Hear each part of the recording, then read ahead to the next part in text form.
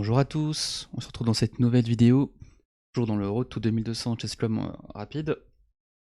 Cette fois-ci on est, suite à la partie précédente, 2148, aux portes des 2150, peut-être atteindre les lots le plus élevés jamais atteints. On est contre un adversaire qui est bien classé, 2189, donc quand même ça rigole plus, hein. C'est du sérieux. Donc bah écoutez, je propose qu'on aille directement dans la partie. E4, C5, la sicilienne, donc ouverture très fréquente, hein, où je rencontre beaucoup en ce moment, pas trop d'écossaises, beaucoup de siciliennes. Je joue à mon alapine habituel. Cavalier F6, pas la variante que je préfère rencontrer en partie. Mais bon, c'est celle qui est souvent jouée, donc faut bien jouer contre. E5, on vient chasser ce cavalier qui arrive vers le centre. Maintenant, on sort le fou pour venir mettre encore une pression sur ce cavalier. Il gagne des temps de développement sur ce cavalier. Lui met son cavalier en B6, regagne un temps de développement sur le fou. Il doit rebouger en B3. Pour l'instant, ça c'était ma théorie. Là, il pousse en D5. Donc ça commence à être un petit peu plus tendu pour moi déjà.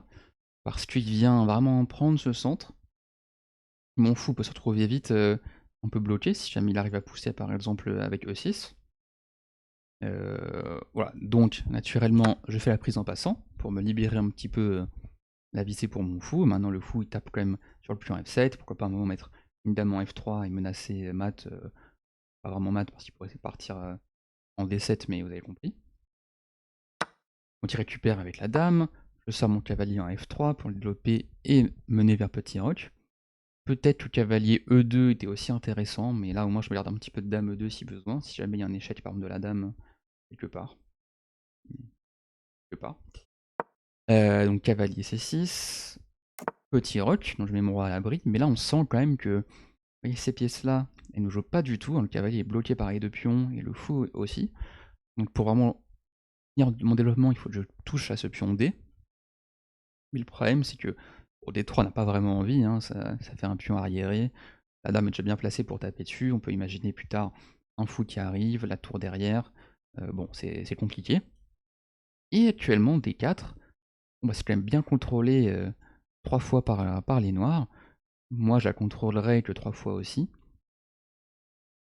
Bon, mais on voit que c'est compliqué. Surtout que bon, il vient mettre ce fou en vis-à-vis. Donc là, je décide de pas échanger les fous. Mais on voit vraiment que mon placement de pièces est dramatique. Donc, il vient ensuite, il a gagné un temps pour replacer mon fou sur une diagonale moins forte, et maintenant il vient faire ce clouage qui est très embêtant pour moi, parce qu'il m'empêche justement, c'est pousser D4, vu que le cavalier ne peut plus participer à la prise du contrôle du centre, et dans le cas où il viendrait prendre ici mon cavalier et de son fou, je pourrais reprendre avec la dame, mais j'abandonnerai tout contrôle de cette case D4. Donc je décide de chasser tout simplement ce fou. Évidemment, il n'en démord pas si facilement, hein, ce clouage est très embêtant pour moi, donc il en profite. Je décide de centraliser maintenant ma tour, mettre une petite pression éventuellement, le roi n'est pas encore OK, n'a pas encore OK, bon pourquoi pas. Il décide de se protéger un petit peu plus en faisant E6, pourquoi pas sortir son fou aussi après un E7. Et alors là je décide de pousser maintenant D4. Je me dis tant pis, il faut vraiment que je me libère, là mes pièces elles ne peuvent pas sortir. J'ai même pas envie de faire un cavalier A3, parce que je peux même pas venir en C4, vu qu'il y a le cavalier qui contrôle. Donc je sens un petit peu mon va-tout à ce niveau-là. Donc s'ensuit toute une série d'échanges. Et alors, dans cette situation, donc il finit par prendre en D4. Donc certes les noirs ont un pion en plus, mais au moins maintenant je vais pouvoir sortir mes pièces beaucoup plus rapidement, peut-être avec des tempos gagnés, sur des cases naturelles, et le roi est encore au centre, donc ça joue. Donc ça c'est en théorie, sauf que dans cette position, en fait, j'avais commencé à voir dans cette position, c'est que s'il prend, j'ai de la pression sur le pion en B7. Sauf que dans cette position, il attaque aussi le fou en C2. Et le problème, c'est que là, j'ai mal calculé, j'ai joué trop vite, j'ai pas revérifié mon calcul. Au début, je me disais que je pouvais prendre en B7 parce que je menaçais de prendre la tour à 8 sur échec, et après je me débrouillerais bien de ce cavalier qui est en C2. Je fais dame prend C7, il fait cavalier prend C2, et évidemment, bah, on peut pas prendre la tour parce que le cavalier protège. Donc, bah, gros loupé tactique de ma part, et je me retrouve dans cette position très difficile où j'ai perdu déjà une pièce, et en plus ma tour ici est attaquée. Donc, bah, situation compliquée. Le tour, dans tous les cas, est perdu. J'essaie de me développer un petit peu, et on sait jamais. Certes, le cavalier défend la tour, mais à tout moment, on peut espérer qu'il y ait un peu de jeu, le roi est encore au centre. On espère un peu. Je sors le cavalier en C3, il récupère cette tour. Je sais pas si c'était le mieux pour lui entre prendre la tour en E ou la tour en A. Parce que là, son cavalier a peut-être un peu plus de mal à sortir, je sais pas, écoutez. Donc maintenant, je continue mon plan, je me développe, pourquoi pas une sorte de petite tactique où prend B6, et sur la reprise, on peut reprendre la tour. Même si ça ne gagnerait, entre guillemets, qu'une tour, j'ai une tour et une pièce de retard, ça serait quand même toujours ça. Donc là, il sort son cavalier, il attaque ce fou, il attaque surtout l'autre tour. Donc si je repars de l'autre côté, il peut potentiellement prendre la tour. Donc, je décide de mettre la tour sur la colonne D, attaquer la dame, gagner un tempo, je sors l'attaque du cavalier, et pourquoi pas après continuer avec mon plan de prise en B6. Sauf que évidemment, il prend mon fou, donc tous les plans en B6 sont finis, et il donne la dame, pour quand même récupérer donc ce fou qui va reprendre derrière, mais il récupère la tour. Donc il simplifie la position, tout en gardant, à la reprise. Alors je prends pas tout de suite le cavalier en E3, parce que je me dis de toute façon il va pas... En fait ma seule chance cette partie c'est d'attaquer assez fort. Donc je me dis par exemple, pourquoi pas aller chercher ce fou en D6, mettre de la pression à cette fourchette, essayer de trouver des solutions dynamiques, parce que quand bien même j'aurais repris le cavalier, il a quand même beaucoup de matériel en plus, hein. Il a, pas compté, mais il a 4 de plus en points équivalent pion. La dame ne suffit pas pour compenser tous les avantages qu'ont les noirs. Donc j'essaye de jouer mon Vatou, cavalier B5. Donc évidemment j'ai encore pas très bien calculé, il arrive à sortir son cavalier tout en protégeant son fou. Là ça commence à être un petit peu difficile. Je mets quand même un petit coup d'échec ici pour déroquer son roi. Et encore marrant, ma dernière cartouche, peut-être là avec ces deux pièces, essayer de, bon pourquoi pas un moment gagner une tour puis l'autre, ou un échec et mat, sorti je ne sais pas où. Mais son roi se met sur une bonne case je pense. En E7 avec l'idée de pouvoir partir éventuellement en F6 si besoin, on connecte les tours, et bon, ça commence à être compliqué. J'ai quand même une petite ressource tactique. Le cavalier défend le fou, qui est attaqué 2 fois et pour l'instant protégé 2 fois. Mais je peux intercaler au coup B3, qui vient déstabiliser ce cavalier et me permettre, après coup, de gagner ce fou sur échec. Et mon adversaire, évidemment, il n'en entend pas ainsi. Il ramène sa tour directement sur la colonne C. Il me dit, tu peux prendre mon cavalier, je m'en fiche, moi je prends ta dame. Du coup, il y a un peu de danse qui se met. Dame B7, échec, sort de l'alignement de la tour. De toute façon, ma dame n'avait pas beaucoup de cases. Commence à revenir en F3. Bon, voilà, toutes mes chances sont perdues. Il bloque avec le cavalier. Donc maintenant, je récupère quand même la pièce. Il récupère ensuite l'attaque sur ma dame. Là, on commence à avoir trop de cases, être un petit peu difficile.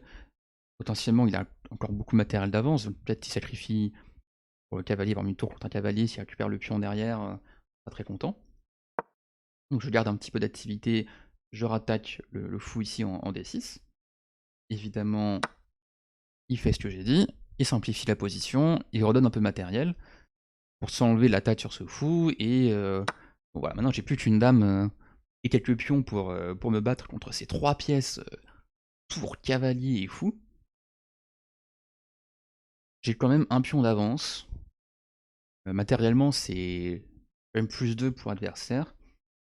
Et là, ça va vraiment être un combat où j'ai ma dame et mon but, ça va être de se servir vraiment au mieux possible de ma dame et exploiter le mieux possible les faiblesses dans la coordination des pièces adverses. Parce qu'évidemment, s'il arrive à bien coordonner son jeu, bah, je ne pourrais pas faire grand-chose. Donc, il attaque ma dame. Il faut que je fasse quand même très attention parce que si jamais je bouge ma dame, par exemple, là j'ai plus beaucoup de cases, hein, mais imaginons je la bouge en A5, je me dis j'attaque le pion et on joue, et cetera. Bah, en fait, il y a tour B1, échec, le fou contrôle la case de fuite du roi. Du coup, ça serait mat en 2. On essaye d'éviter. Donc je viens tournicoter un peu. Dame G5, échec au roi. J'essaie de faire beaucoup d'échecs, hein. Aussi, un des plans dans ma partie là, c'est de prendre le moins de temps possible à la pendule, que l'adversaire perde le plus de temps possible à la pendule pour essayer de trouver un bon arrangement de ses pièces, et derrière, bah, le faire tomber tout simplement. Donc il va mettre son cavalier, le centralise, il bloque l'échec. Un petit coup de G4 pour s'enlever tous les mates du couloir possible, et avancer un peu ce pion, pourquoi pas. Évidemment, on ne peut pas prendre ici le pion en G7 pour les mêmes raisons que échec et mat en 1 directement. Donc, je fais G4 et je menace toujours un peu ce pion. Voilà, il va faire H5. Bon, l'idée c'est quoi? C'est quand même d'ouvrir mon roi. Si mon roi se retrouve vraiment sans aucun défenseur, ça va être plus compliqué pour moi de sauver la partie. Mais bon, bah, je prends quand même ce pion qui, on va dire, m'est donné. Et là, bon, il active sa tour sur la colonne. L'idée c'est de ramasser mes pions qui sont tous faibles. Et bah c'est compliqué. Je décide encore une fois de pas prendre ce pion en G7. Voici pour une autre raison que j'espère que vous avez tous vu, c'est la tour en G8, qui vient clouer la dame, protégée par le cavalier. Donc là, ça serait totalement fini la partie sur le champ. Et donc je viens maintenant, perdu pour perdu, ce pion en H5, essayer de créer un peu du contre-jeu de l'autre côté, faire des échecs, être embêtant. Là, il prend le pion, je prends l'autre pion sur échec. Il bloque avec le cavalier. Et bon, bah en fait, finalement, là, j'ai un peu qu'une seule idée dans la partie. Attaquer le roi, ça paraît compliqué vu comment il est très bien défendu. Mes pions, moi, sont très faibles et commencent à tomber. Seul avantage dans cette position, c'est ce pion A, qui peut potentiellement partir à dame. Ni une ni deux, je pousse à 4. On voit le pion passer. Donc là, bon, plusieurs possibilités pour les noirs, hein. Peut-être qu'il aurait pu simplement prendre ce pion, et après se placer derrière le pion passé pour le contrôler. Mais il décide de d'abord mettre un petit coup de fou C5, mettre plus de pression autour de mon roi, et attaquer madame, accessoirement, gagner un tempo. Je rebouge madame, proche du pion passé, et avec un petit œil vers le roi quand même, on sait jamais. Il décide de rebouger son fou. Mon roi maintenant, bah, je décide de le monter un coup, pas donner le pion H3 gratuitement non plus. Même si, bon, on sent que quand même, le roi joue un petit peu un rôle d'équilibriste. Mais bon, le pion, peut-être qu'il peut avancer, même si pour l'instant il est très bien contrôlé, hein, par les pièces noires. C'est l'avantage d'avoir plusieurs pièces face à la dame. Bah, on peut facilement les faire jouer ensemble. Et pour l'instant, ce cavalier est quand même cloué. Donc bon. Pas trop ce que je peux faire de cette partie. Tour en F5, il va mettre la pression sur le pion F2. Très malin. Donc là, bon, je me dis, si jamais la tour arrive sur échec en F2 avec le fou, bon, mon roi va être un petit peu dans la panade. J'ai pas envie de pousser à 5 parce que bah, déjà ça n'empêche pas la menace ici. Puis c'est mon dernier bateau dans la partie. Du coup, je décide d'envoyer le pion en C5 avec comme idée, bah, de dévier finalement une des deux pièces. Si c'est le fou qui prend, potentiellement je peux pousser en A5. Ça peut être une idée. S'il prend le pion là, peut-être je peux m'en sortir et bon, pas. Et donc dans la partie, il prend avec la tour. Ça me permet de quand même recentraliser madame, revenir un peu vers le roi. Bon, J'essaie peut-être de mettre des échecs par-ci par-là. Moi, ma seule pièce est assez active. Donc lui, bah, ni une ni deux, il revient mettre la pression sur ce pion. Il en démord pas. Je le sauve via F3. Et maintenant, bah pareil, trouver un plan avec les noirs, c'est pas si facile. Parce que bon, dès qu'on veut pousser les pions, déjà ça va affaiblir le roi. Les pièces elles sont relativement bien coordonnées, mais on sent que ça peut flancher. Il faut toujours garder un œil sur le pion A4. Même si matériellement ils sont bien mieux, ça reste encore un petit peu compliqué. Il pousse en G6, protéger sa tour un coup de plus, et comme aussi une petite expansion à l'aile roi. Ah bah pareil, moi j'ai pas trop d'idées non plus, hein, je peux pas avancer le pion parce que c'est bien protégé par les pièces noires. Je me dis on va essayer de faire, non pas un perpétuel, mais essayer de faire plein de check, et à un moment, bah, soit il y aura plus de temps, soit on va répéter, et on sait jamais, s'il laisse une pièce un peu de travers, je peux la récupérer.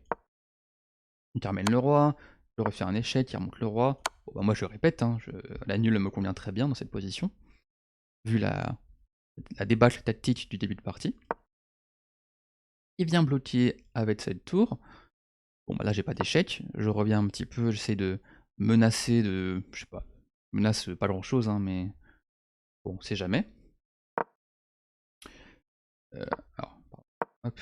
Voilà, il ramène son fou en A5, il vient bloquer le pion avec son fou, c'est pas forcément une mauvaise idée. Mais je rattaque un peu cette tour, du coup le cavalier peut toujours pas bouger. Il ramène la tour contre la dame. Là je passe par derrière, sans grande conviction, mais juste pour ma partie il faut jouer du coup et c'est pas de mal. La tour vient en D2, mettre un échec. Bon bah moi je bouge mon roi. Pas forcément envie de le monter parce que on peut arriver vite avec le fou en C7 qui attaque, la tour. Je me dis qu'au moins là il est assez safe ce mon roi, il protège bien les deux pions. S'il veut venir faire des échecs infinis sur la première et seconde rangée, et grand bien lui fasse. Il vient avec son fou en B6, mettre un peu de pression toujours sur mon roi, mais mon roi il va pas se faire mater dans cette position. Donc je le ramène en H1 où il est finalement pas très mal. Alors là il revient, donc derrière le pion passé, il attaque le pion, qui est mon seul avantage du moment. Du coup, bah, faut que je vienne le protéger avec la dame. Venir en A8, ça serait une possibilité, mais bon, elle est un peu excentrée la dame. Et devant le pion passé, c'est peut-être pas top. Du coup, je décide de revenir en H4, c'est un échec au roi. Il passe sur la 8ème rangée. Bon bah moi, très content, je reviens. Hein. Faire des échecs en plus, ça m'arrange, ça fait baisser la pendule. Et pourquoi pas s'il veut répéter. Son cavalier maintenant, bon, il est assez moche hein, dans son casé fuite. Il est vraiment dans ses pions, pas vraiment d'avenir. Il est cloué. Même si maintenant je m'en vais, je le décloue, mais le cavalier est pas super. Et je viens défendre latéralement mon pion A4. Échec, je remonte. Échec, je me décale. Essaie de jouer un peu avec sa tour. Et maintenant, ma dame est bien placée. Parce que j'attaque ce fou. Je contrôle un peu les cases du pion. Et voilà, j'ai quand même un peu des échecs dans le range. J'attaque un peu partout. La dame est quand même vraiment bien centralisée. Ces pièces sont beaucoup moins bien coordonnées qu'avant.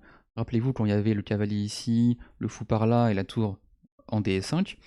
Les pièces faisaient un beau bloc. Là, le roi maintenant est à nu au milieu, au centre de la 8ème rangée. Le cavalier est totalement hors jeu. Et cette tour et ce fou jouent pas forcément très bien ensemble. Bah, j'attaque le fou, il le replie près du roi. Mais là, bon, c'est vraiment passif comme setup. Il n'y a pas trop de menaces du côté noir.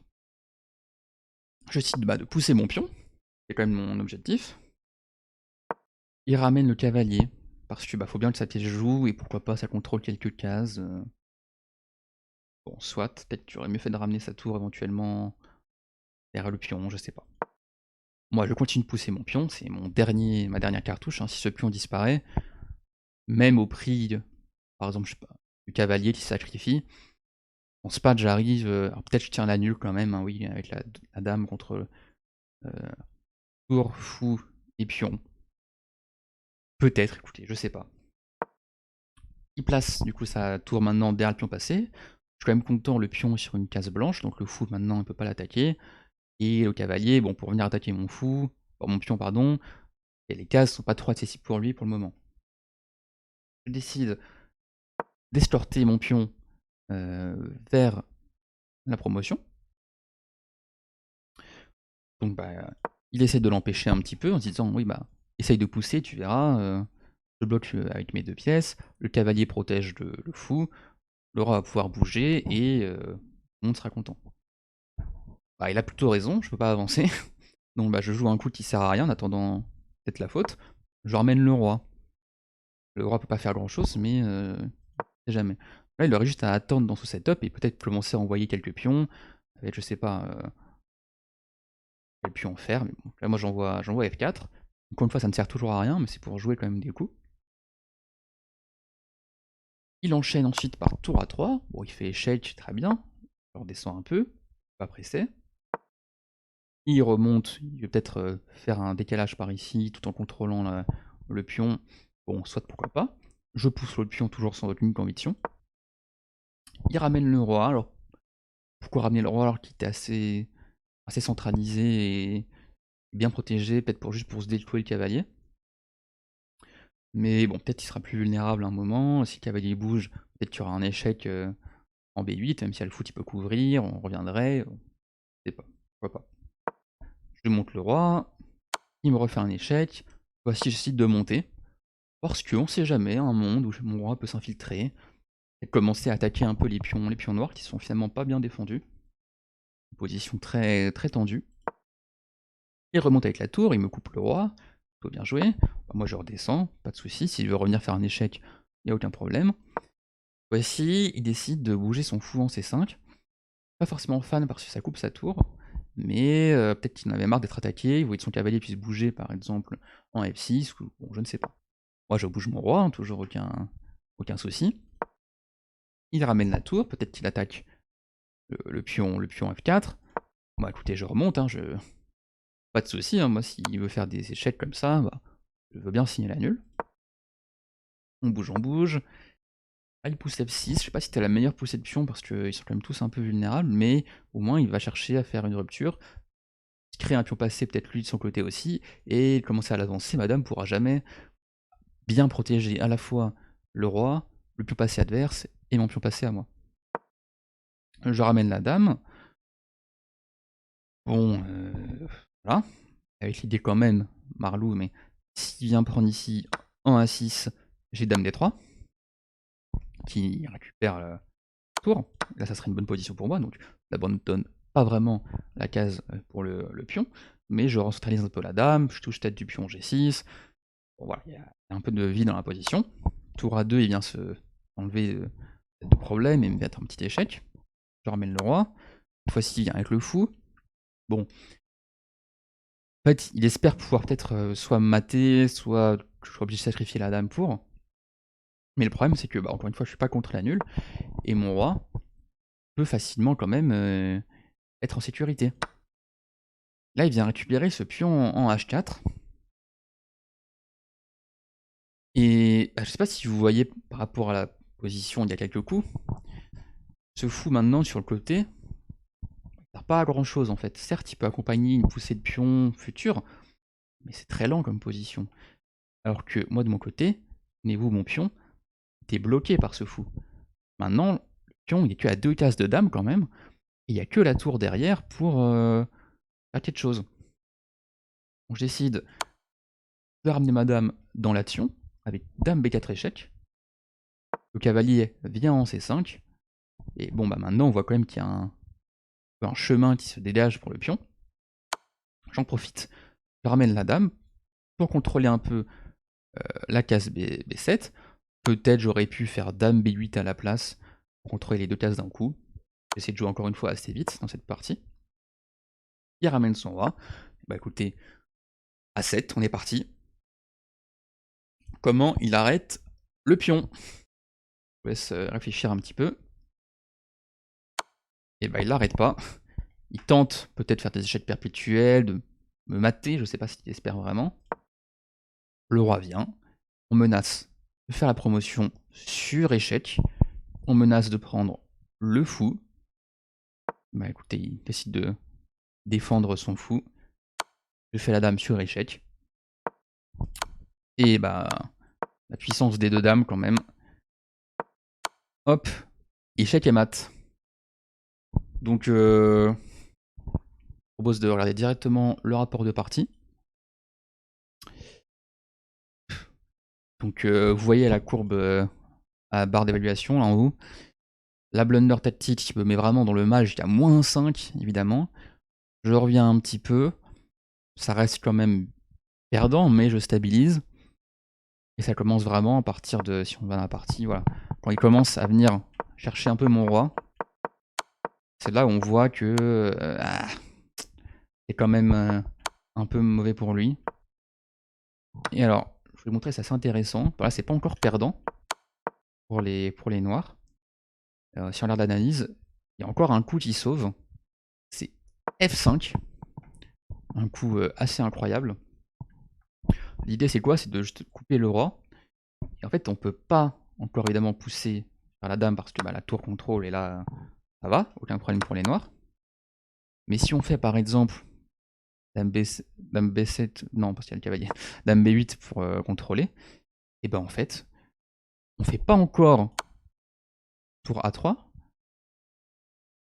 parce que le roi peut après jouer trop, mais en fait, il faut trouver, c'est encore une fois dur hein, avec les noirs, content que mon adversaire n'ait pas trouvé, on fait roi D4. L'idée c'est simple, on peut pas faire dame A8, parce que tout simplement, il y a mat en F2.